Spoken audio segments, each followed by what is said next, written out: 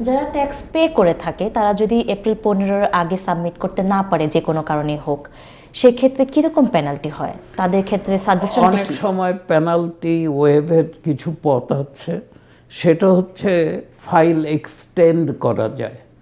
আপনি ফাইলটা কোনো কারণে করতে পারছেন না, কোনো ডকুমেন্ট এখনও মিসিং আছে অথবা এখনও হাতে এসে পৌঁছেনি, আপনি তখন ফাইলটাকে এক্সটেন্ড করতে পারেন। কিন্তু বারবার যে কথাটা আমাকে বলতে হয় যে ফাইলিং এক্সটেনশন আছে, পেমেন্টের কোনো এক্সটেনশন নেই।